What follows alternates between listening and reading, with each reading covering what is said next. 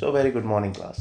आज हम पढ़ने वाले हैं डाल्टन्स की एटॉमिक थ्योरी के बारे में, जो कि 10th क्लास की chapter number 1 chemical reaction and equations में बहुत ही ज़्यादा सिग्निफिकेंस रखता है। ये टॉपिक आपने पहले भी पढ़ा है। कहाँ पढ़ा है? क्लास नंबर 9 के chapter number 3 atoms and molecules को याद करिए। वहाँ ये टॉपिक आप ऑलरेडी पढ़ के हैं, बट टेंशन मत लो। आज मैं आपको ये टॉपिक फिर से पढ़ाने वाला हूँ 10th क्लास के पर्सपेक्टिव से, and it is going to be way easy. बहुत आसान टॉपिक है। तो चलो, बिना किसी ख्याल के कि टॉपिक मुश्किल हो सकता है, केमिस्ट्री टफ है, ऐसे उल्टे ख्याल एकदम हटा दीजिए। बहुत इजी टॉपिक है, इट्स जस्ट पीनट्स। शुरू किया जाए। तो क्लास, हमारे टॉपिक का नाम मैं फिर से आपको दोहरा देता हूँ। उसका नाम है Dalton's atomic theory. Dalton's atomic theory बताने से पहले मैं आपको बताना चाहूँगा कुछ फिलोसफीज के बारे में, जो एक्चुअली इस टॉपिक का बेस बनाती है। तो स्टूडेंट्स, हमारी कहानी की जो एक्चुअल शुरुआत है, ये हुई थी 5000 साल पहले, 5000 ईयर्स अगो, जब केमिस्ट्री का बर्थ हुआ था। ओके, तब हमारा साइंस और टेक्नोलॉजी में इतना ज़्यादा एडवांसमेंट हुआ नहीं था। ओके, मशीन्स नहीं थी, तो फैक्चुअल कैलकुलेशन करना पॉसिबल नहीं था। बट उस टाइम के फिलोसोफर्स ने केमिस्ट्री की नींव रखी थी। जो पहले फिलोसोफर केमिस्ट्री में थे, उनका नाम था डेमोक्रिटस, जिन्होंने अपनी रोज़मर्रा की ज़िंदगी को छोड़ के कुछ अलग सोचा, कुछ अलग किया। उन्होंने अपने आसपास की हर चीज़ को देखा और सोचा, ये सारी चीज़ें आखिर बनी किस चीज़ की है। और वो फाइनली इस कंक्लूजन पे पहुंचे कि हमारे आसपास की हर चीज़, चाहे वो पहाड़ हो, बहती नदियाँ हो, उड़ती चिड़िया हो, हमारे आसपास की हर चीज़, ठीक है, मैटर है।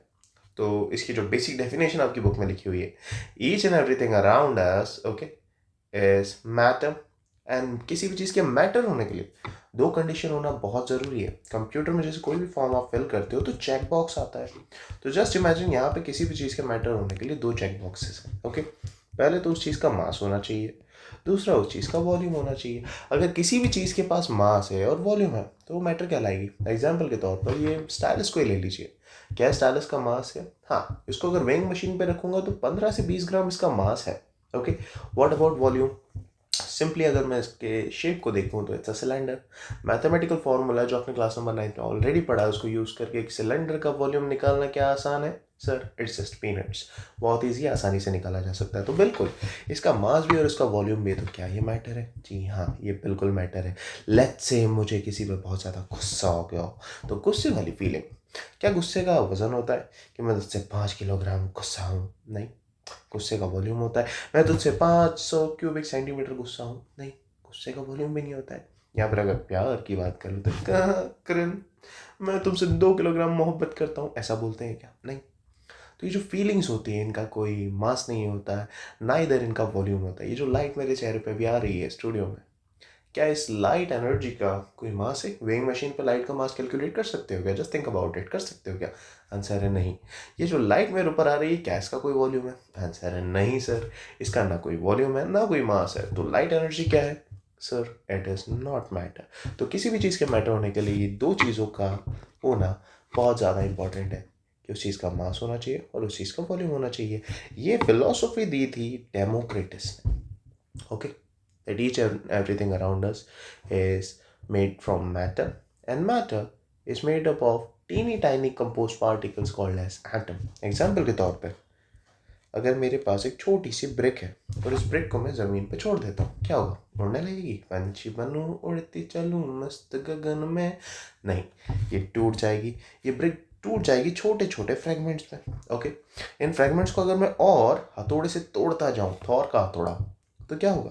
छोटे छोटे पीसेस होते जाएंगे और एट लास्ट मुझे एक ऐसा पार्टिकल मिलेगा बच्चों, जिसे हम फर्दरली और नहीं तोड़ सकते। इस छोटे टीनी टाइनी पार्टिकल को हम बोलेंगे atom. It is going to be called as atom. तो डेमोक्रिटस की फिलोसफी एग्जाम में पूछी जा सकती है, what was the philosophy of Democritus? घबराना नहीं है। डेमोक्रिटस ने मैटर के बारे में बताया था और एटम के बारे में बताया था। तो मैटर की डेफिनेशन लिखनी है और एटम का जिक्र करना है। तो that was the philosophy of Democritus. Democritus के बाद हमारी स्टोरी में एक और फिलोसोफर है जिनका नाम था Aristotle. Late me right the name over here. Aristotle. Aristotle ने एक फिलोसफी दी। ऐसे हर घर में एक मेंबर होता है ना जो किसी भी चीज़ से अग्री नहीं करता है। एरिस्टोटल भी वैसा ही फिलोसोफर था। इसने डेमोक्रिटस से एग्री नहीं किया। इसने बोला, हमारे आसपास की हर चीज़, मैं नहीं मानता कि ये मैटर है वो मैटर छोटे छोटे पार्टिकल से मिलकर बना है। इसने कहा हमारे आसपास की हर चीज़ इन 4 चीज़ों से मिलकर बनी है। क्या है वो 4 चीज़? पहली चीज़ है फायर, दूसरी चीज़ है वाटर, तीसरी चीज़ है the blowing wind which is called as air. I'm sorry, the blowing air which is called as wind. Apart from that, इसने कहा dirt, जिसे हम अर्थ भी कहते हैं। यानी कि बच्चों हमारे प्लानट का जो मतलब है उसका मतलब ही डर्ट है। How crazy is that. तो उसने ये कहा कि हमारे आसपास की हर चीज़ इन चारों चीज़ों से मिलकर बनी हुई है। ओके, अभी philosophies by the time change होती गई, नए नए फिलोसोफर आते गए, अपनी फिलोसफीज देते गए, बट सोचने वाली बात यह है किसकी फिलोसफी सही, किसकी फिलोसफी गलत। दैट्स वाई इन फैक्ट नहीं था, that's why I am using the term philosophy over here. सारा गेम चेंज हुआ इन द ईयर 1808। 1808 में गेम ऐसे चेंज हुआ, हमारी स्टोरी में एक नए हीरो का इंट्रोडक्शन होता है which was not actually a hero. अगर मैं उसके काम हो गया मैं आपको बताऊंगा। इनका नाम था सर जॉन डाल्टन। अभी आगे सर क्यों लगाया मैंने बच्चों? He was a professor, okay, a British professor. और ब्रिटिशर्स का तो काम ही था चोरी करना। इसने भी वही किया। इसने क्या किया, इसने देखा इतनी सारी फिलोसफी से, ग्रीस से है, इंडिया से है, व्हाट नॉट कंट्री से, हर कंट्री अपने फिलोसोफर से अपना ज्ञान है। बट क्या पूरा वर्ल्ड किसी एक बंदे को जानता है जिसके नाम पे ये पेटेंटेड हो? नहीं। तो इसने वही किया, इसने सारी इंफॉर्मेशन उठाई। He took all the information which was there in the philosophies which were written from thousands of years, okay? इसने सारी फिलोसफीज को उठाया और उसमें एक इंफॉर्मेशन को और ऐड किया, कुछ पुराने साइंटिस्ट की इंफॉर्मेशन, जिस इंफॉर्मेशन को हम कहते हैं लॉ ऑफ केमिकल कॉम्बिनेशन। अब ये लॉ ऑफ केमिकल कॉम्बिनेशन क्या है, मैं आपको एक जिस्ट दे देता हूँ इसके बारे में। बच्चों ये पेन मैंने ऊपर उछाला और ये नीचे गिरा, क्यों? लॉ ऑफ ग्रेविटेशन हमें इसके बारे में बताता है, सर आइजैक न्यूटन ने इसकी डिस्कवरी करी थी। ये हमें फिजिक्स बताता है, बट केमिस्ट्री के लॉज हमें कुछ साइंटिस्ट्स ने बताए थे, जैसे law of conservation of mass, law of multiple proportion, law of constant proportion. तो जो लॉ हमें केमिस्ट्री के बारे में इंफॉर्मेशन देते हैं उन्हें हम कहते हैं law of chemical combination, okay. तो इसने उन सारे लॉ को उठाया और सारी फिलोसफीज को उठाया और इन दोनों का यूज करके इसने पता है क्या किया, इसने एक थ्योरी पब्लिश कर दी। और इतना सेल्फ ऑब्सेस्ड इंसान था कि थ्योरी खुद के नाम पे ही पब्लिश कर दी इसने। इनका नाम क्या था? Sir John Dalton. थ्योरी का नाम क्या होगा? थ्योरी का नाम पड़ा डाल्टन्स एटॉमिक थ्योरी। अब बच्चों जानने वाली बात ये, एग्जाम में ये मत लिख के आना कि ये चोर था, ये सिर्फ आपकी समझ के लिए था। एग्जाम में आपको ये लिखना है कि जॉन डाल्टन ने ईयर 1808 में एक थ्योरी पब्लिश करी which was officially called as Dalton's atomic theory, okay. और इस थ्योरी के जो सोर्सेज थे, एग्जाम में क्वेश्चन आ सकता है what are the sources of Dalton's atomic theory, तो सोर्सेज में आप लिखोगे he took the information from all the ancient philosophies, which includes the philosophy of Aristotle, philosophy of Democritus, okay. Apart from that, he also mixed law of chemical combination and published the theory on his own name. The name of the theory was Dalton's atomic theory. इस theory के बच्चों कुछ rules थे, okay. इन rules को हम postulates भी कहते हैं, और ये पोस्टुलेट्स जब मैं आपको बताऊंगा तब आप समझेंगे मैंने इसे चोरी करी हुई थियरी क्यों बोला। इसका जो पहला पोस्टुलेट था वो ये था, let me write it, it will take just 20 seconds. Everything around us is made up of matter which is made from atom. बच्चों ये थ्योरी कहाँ से चुराई हुई, आई मीन उठाई हुई लग रही है?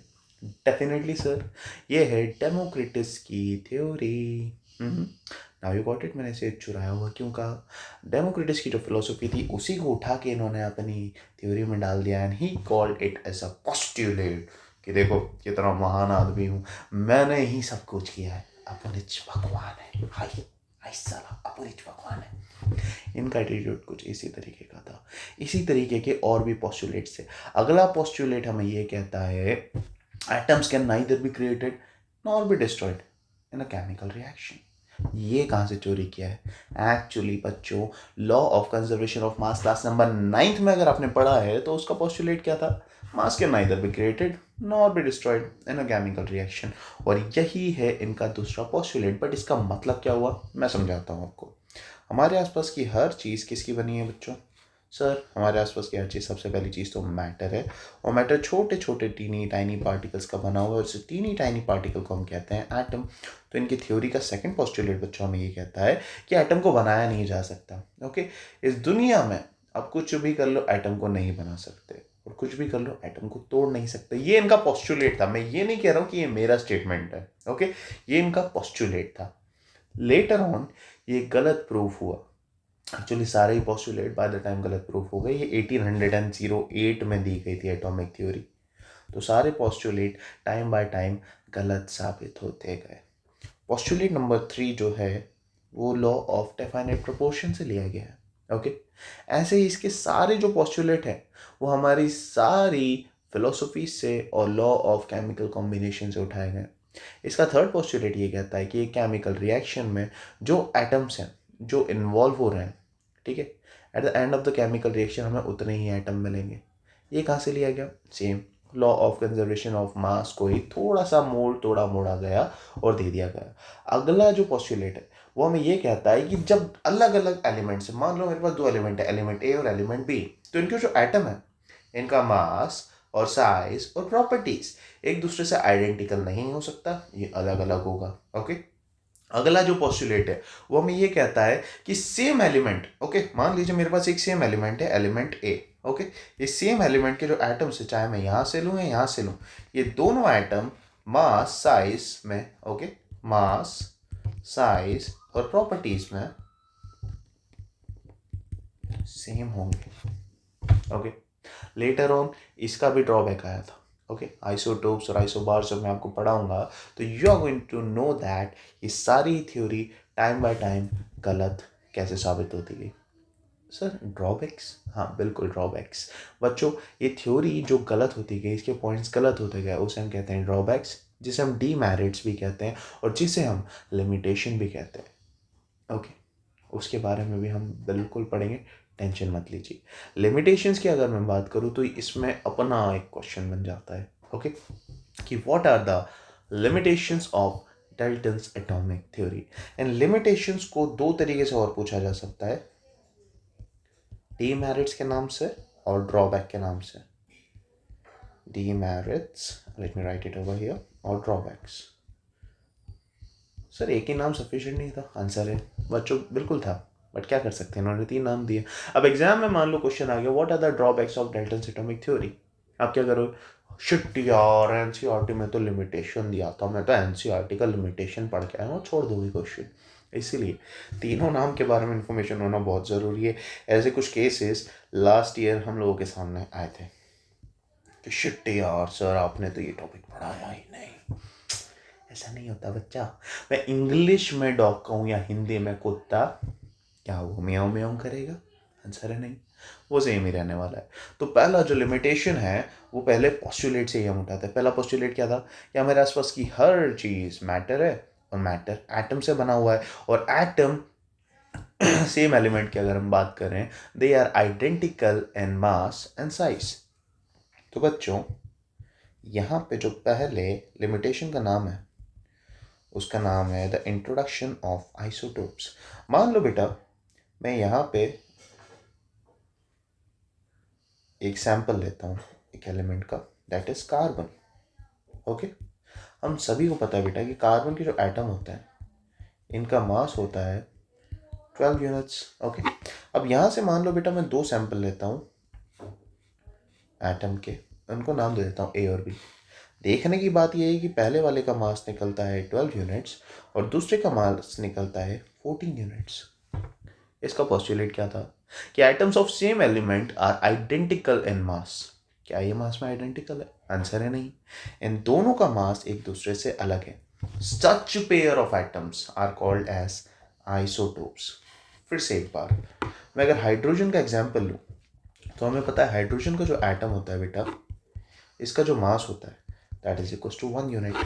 बट यहाँ पे मेरे पास 3 हाइड्रोजन एटम है जिनका मास अलग अलग है। पहले का मास है 1 यूनिट, दूसरे का मास है 2 यूनिट, तीसरे का नाम है 3 यूनिट। पहले वाले को हम कहते हैं प्रोटियम, दूसरे वाले को हम कहते हैं ड्यूटेरियम, तीसरे वाले को हम कहते हैं ट्रिटियम। प्रोटियम अर्थ पर 99.98% में प्रेजेंट है, ड्यूटेरियम अर्थ पे 0.02% में प्रेजेंट है। कहाँ? वॉल्केनिक इरप्शंस के टाइम पे इसे पाया जा सकता है। ओके, ट्रिटियम की अगर बात करूँ तो ये अर्थ पे मिलता ही नहीं है। ओके, ये मिलेगा हमें सन के अंदर, द सोलर नेबुला, स्टार्स के अंदर। तो सर इसके बारे में कैसे पता? बेटा इसको आप लैब में क्रिएट कर सकते हो by the process of transmutation. जब हायर केमिस्ट्री आप पढ़ोगे, इंजीनियरिंग केमिस्ट्री, तो उसमें ट्रांसम्यूटेशन आपको पढ़ाया जाएगा, तब आपको उसकी इन्फॉर्मेशन मिलेगी। अभी जो ये बात याद रखनी हमें वो ये है कि इनका पोस्टुलेट ये था कि अगर एक एलिमेंट की मैं बात कर लूँ एग्जाम्पल के तौर पर हाइड्रोजन की, तो हाइड्रोजन के सारे एटम्स का मास सेम होगा। क्या यहाँ पर सेम है? नहीं। तो ऐसे पेयर्स को हम क्या कहते हैं? ऐसे पेयर्स को हम कहते हैं सर आइसोटोप्स। तो ये रहे कार्बन के 2 आइसोटोप C12 और C14, और ये रहे हाइड्रोजन के 3 आइसोटोप्स, प्रोटियम, ड्यूटेरियम और ट्रिटियम। इनके बारे में याद रख लीजिए, क्योंकि एग्जाम में अगर डेफिनेशन आई आइसोटोप्स की तो बेटा डेफिनेशन तो आप लिखाओगे, बट अगर एग्जाम्पल आपने नहीं लिखा तो कुछ नंबर कट ज़रूर जाएंगे। एग्जाम में मेंशन नहीं किया जाता है कि आपको एग्जाम्पल देना है, ये चीज़ मस्ट है कि आपको एग्जाम्पल देना है। फॉर एग्जाम्पल टू से मैंने आपको एक केला खाने को दिया, तो आप क्या डायरेक्ट उठा के खा लोगे? आंसर है नहीं।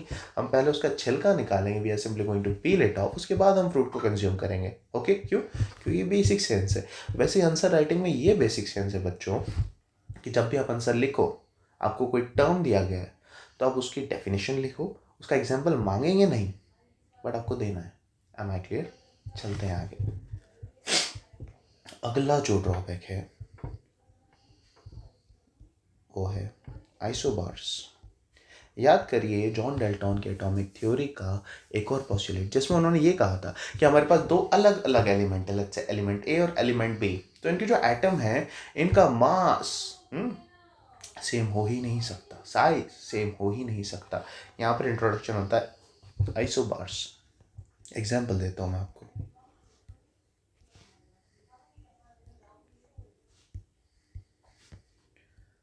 हमारे पास यहाँ पर 3 एलिमेंट्स हैं, argon, potassium and calcium. Okay, तीनों का एटॉमिक नंबर अलग अलग है। आर्गन की अगर बात करूँ तो it is having atomic number 18, potassium की बात करूँ तो 19, कैल्शियम की अगर हम बात करूँ तो it is having atomic number of 20 over here. Okay, so let's resume now class. इन तीनों का एटॉमिक नंबर जैसे आप देख सकते हो कि अलग अलग है, बट अगर मैं तीनों के मासेस की बात करूँ, आर्गन का मास है 40 यूनिट्स, पोटेशियम के एटम का मास है 40 यूनिट्स, कैल्शियम के एटम का मास है, सिंगुलर एटम की मैं बात कर रहा हूँ, 40 यूनिट्स। तो यहाँ पे हम क्या देख रहे हैं? तीनों के एटॉमिक नंबर अलग अलग है। Okay, different atomic numbers but same mass numbers. तो हो गया ना जॉन डेल्टन गलत। अगले लिमिटेशन की बात करते हैं। जॉन डेल्टन के दूसरे पोस्टुलेट में उसने ये कहा था, atoms can neither be created nor be destroyed in a chemical reaction. Okay, यानी कि एटम्स को बनाया नहीं जा सकता और एटम्स को तोड़ा भी नहीं जा सकता। क्या बात कर रहे हो? एटम को नहीं बना सकते? बिल्कुल बना सकते हैं। एटॉमिक फ्यूजन कहते हैं उसे। क्या होता है atomic fusion? Let me tell you. हमारे सोलर सिस्टम के जो सबसे बड़े जॉइंट एनर्जी सोर्स का नाम है वो है सन। सन के अंदर हाइड्रोजन और हीलियम प्रेजेंट है, ये हम सभी को पता है। ओके, 2 हाइड्रोजन एटम्स एक दूसरे के साथ फ्यूज होके एक नए हीलियम एटम को जन्म देते हैं। This process is called as atomic fusion, जिसमें नए एटम्स को बनाया जा सकता है। तो पोस्टुलेट क्या था? Atoms can neither be created, atoms को बनाया नहीं जा सकता। ये लो बना दिया है। इसके अंदर आगे की टर्म क्या थी? Atoms can neither be destroyed, atom को तोड़ा नहीं जा सकता। ओके, इसके ऊपर भी बात कर लेते हैं। वर्ल्ड वॉर 2 के टाइम पे बच्चों, यूएसए ने जापान के ऊपर एटॉमिक बॉम्ब गिरा दिए थे। कहाँ गिराए थे याद है कुछ? हिरोशिमा और नागासाकी के ऊपर। हिरोशिमा और नागासाकी के ऊपर जब एटॉमिक बॉम्ब गिरे तो पूरे के पूरे शहर ही खत्म हो गए। अभी एटॉमिक बॉम्ब के अंदर ऐसा क्या था कि पूरे शहर ख़त्म करने की कैपेबिलिटी रखता था। इसके अंदर हमने यूज़ किए थे रेडियो एक्टिव एलिमेंट्स। इसको सिंपल बनाते हैं थोड़ा, ठीक है। इसके अंदर जो सोर्स था, ठीक है, उनके एटम्स टूट गए। एटम को जब तोड़ा जाता है बच्चों, तो इसे हम कहते हैं एटॉमिक फिजन। और एटम को तोड़ने पर जो एनर्जी लिबरेट होती है वो इतनी ज़्यादा होती है कि पूरे के पूरे शहर तबाह हो जाते हैं। तो एटम को तोड़ा जा सकता है, जी हाँ। एटम को बनाया जा सकता है, जी हाँ, बिल्कुल ये किया जा सकता है। तो students, I hope limitations of John Dalton's atomic theory are clear to you. अगर कोई भी डाउट हो तो नीचे जो कमेंट सेक्शन है उसमें प्लीज़ अपना डाउट टाइप कर दो। I am going to solve that out for you. Okay, इस वीडियो को शेयर कर दो, चैनल को सब्सक्राइब कर लो, क्योंकि एग्जाम्स आने वाले हैं बेटा। And this videos are definitely going to help you out in excelling chemistry. Okay, I am going to see you all in another interesting lecture. Till then मेरे चैनल पे जो वीडियोस दिए गए प्रोफेसर भूपेश तरेनी क्लासेस पे, उन्हें देख लीजिए। आपके एग्जाम में बिल्कुल they are going to be helpful. I am going to see you in next class. और टेंशन मत लो, कोई भी डाउट हो तो मैं हूँ ना।